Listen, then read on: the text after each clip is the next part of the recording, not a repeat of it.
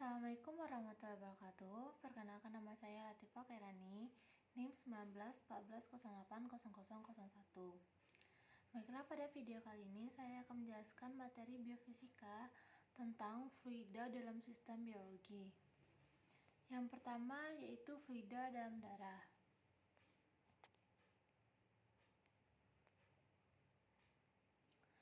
Yang pertama, pengertian fluida dan konsep tekanan. Fluida adalah segala jenis zat yang dapat mengalir dalam wujud gas maupun cairan.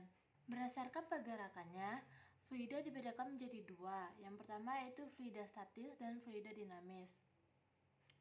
Fluida merupakan subhimpunan dari fase benda, termasuk juga cairan, gas, plasma, dan padat. Fluida memiliki sifat tidak menolak terhadap perubahan bentuk dan kemampuan untuk mengalir. Yang kedua yaitu konsep tekanan. Tekanan adalah pengukuran dalam fisika untuk menyatakan gaya yang bekerja persatuan luas permukaan. Tekanan yang berlaku pada zat cair adalah tekanan hidrostatik yang dipengaruhi kedalamannya.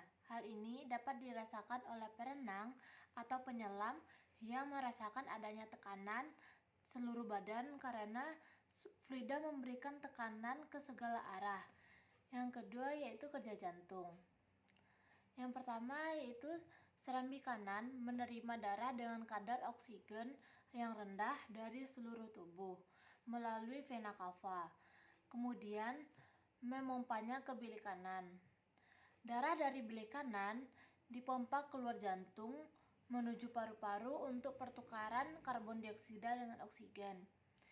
Darah yang sudah kaya akan oksigen dipompa masuk ke serambi kiri melalui vena pulmonalis dan selanjutnya dipompa ke bilik kiri. Bilik kiri kemudian memompa darah yang kaya oksigen ke seluruh tubuh melalui aorta. Selanjutnya yang ketiga adalah prinsip fluida pada aliran darah. Sebagai fluida statis, darah memiliki tekanan hidrostatis yang juga dipengaruhi oleh massa jenis darah. Dan sebagai fluida dinamis, darah berada dalam lingkup hukum Bernoulli dan kontinuitas. Yang keempat yaitu kerja pernapasan pada paru-paru.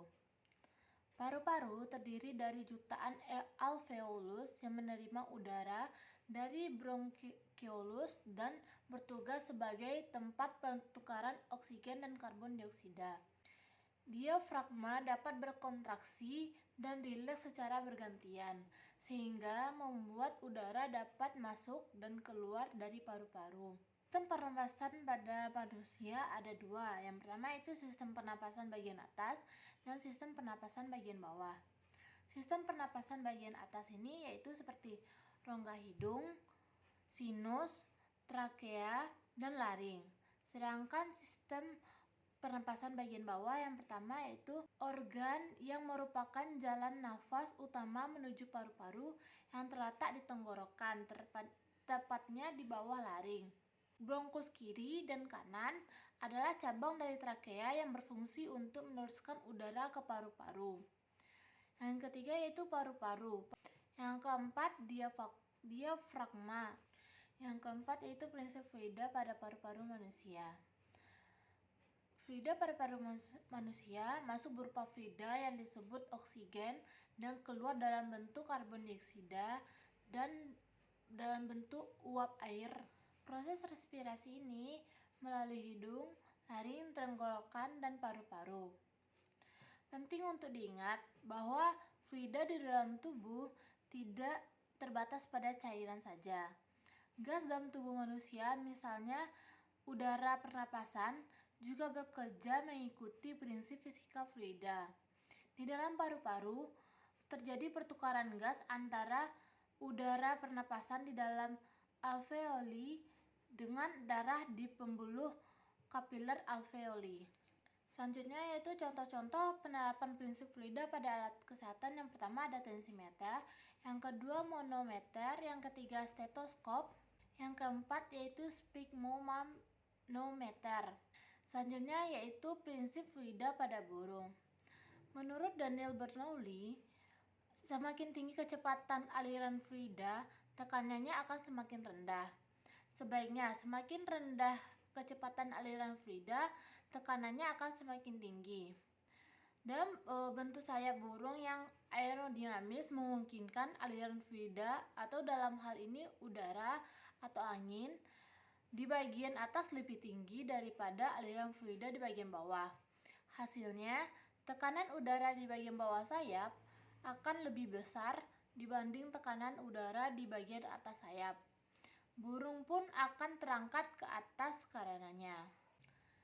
Kinerja terbang burung yang pertama yaitu drag force, yaitu gaya hambat udara. Gaya ini berasal dari tumbukan molekul-molekul udara dengan tubuh burung. Yang kedua ada lift force atau gaya angkat yang merupakan gaya yang mengangkat burung ke atas. Yang ketiga yaitu thrust atau gaya dorong. Gaya ini yang akan mendorong burung agar bergerak maju. Selanjutnya yaitu kontinuitas pada ikan sumpit atau pemanah. Yang pertama itu konsep dasar persamaan kontinuitas, yaitu persamaan yang menghubungkan kecepatan fluida dari suatu tempat ke tempat lain. Urutan proses ikan sumpit memangsa target adalah sebagai berikut. Yang pertama, air dimasukkan ke dalam mulut dan disimpan di dekat insang. Yang kedua itu air yang berada di dalam mulut kemudian diluncurkan dengan menekan insang. Yang ketiga, air akan mengalir melewati saluran di rongga mulutnya. Yang keempat, lidah ikan yang berfungsi sebagai katup akan melesatkan air dengan kuat menuju target. Sesuai dengan persamaan kontinuitas yang berarti saat luas bidang penampang alir kecil, maka kecepatan akan tinggi. Dan bila luas penampang air besar, maka kecepatan akan rendah. Hal ini terbukti dengan kecepatan aliran air yang keluar dari mulut ikan sumpit yang berukuran kecil. Yang terakhir yaitu fotosintesis pada tumbuhan. Dalam proses fotosintesis memerlukan cahaya matahari. Cahaya di sini berupa energi dalam bentuk gelombang elektromagnetik. Pada proses fotosintesis, energi radiasi sinar matahari ditangkap oleh klorofil dan diubah menjadi energi kimia. Konsep fisika pada proses naiknya air dari akar sampai ke daun yaitu pergerakan air secara osmosis dari sel ke sel pada akar menimbulkan adanya tekanan. Tekanan akar akan mendorong air sehingga naik ke pembuluh kayu di batang. Baiklah, sekian materi fluida dalam sistem biologi dari saya. Terima kasih. Assalamualaikum warahmatullahi wabarakatuh.